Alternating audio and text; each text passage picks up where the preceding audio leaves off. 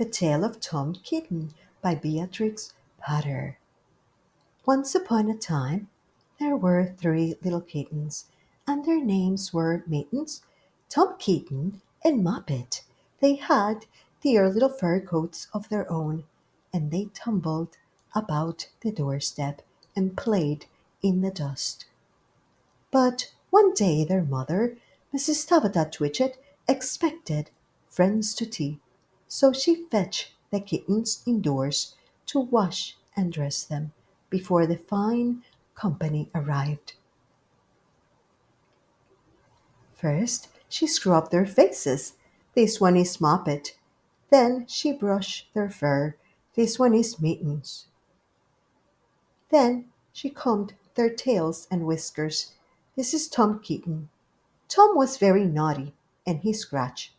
Mrs. Tabitha dressed Moppet and Mittens in clean pinafores and tuckers, and then she took all sorts of elegant, uncomfortable clothes out of a chest of drawers in order to dress up her son Thomas.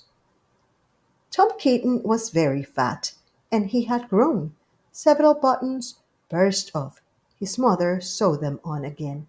When the three kittens were ready, Mrs. Tabitha unwisely turned them out into the garden, to be out of the way while she made hot buttered toast. Now keep your frocks clean, children. You must walk on your hind legs. Keep away from the dirty ash pit, and from Sally Henny Penny, and from the pigsty and the puddle ducks. Moppet and Mittens walked down the garden path unsteadily. Presently they trod upon their pinafores and fell on their noses. When they stood up, there were several green smears. Let us climb up the rockery and sit on the garden wall, said Moppet. They turned their pinafores back to front and went up with a skip and a jump. Moppet's white tucker fell down into the road. Tom Kitten was quite unable to jump when walking upon his hind legs in trousers. He came up the rockery by degrees, breaking the ferns and shedding buttons right and left. He was all in pieces when he reached the top of the wall. Moppet and Mittens tried to pull him together. His hat fell off, and the rest of his buttons burst.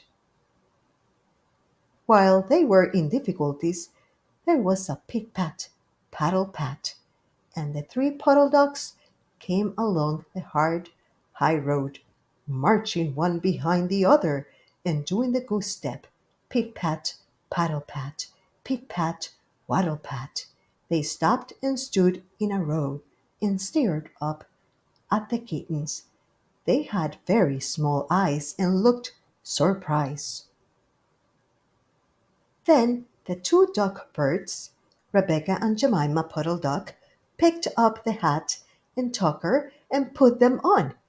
Mittens laughed so that she fell off the wall.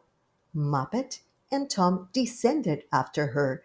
The pinafores and all the rest of Tom's clothes came off on the way down.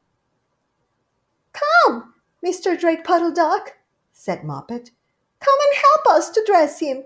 Come and button up, Tom. Mr. Drake Puddle Duck advanced in a slow sideways manner and picked up the various articles, but he put them on himself. They fitted him even worse than Tom Kitten. It's a very fine morning, said Mr. Drake Puddle Duck.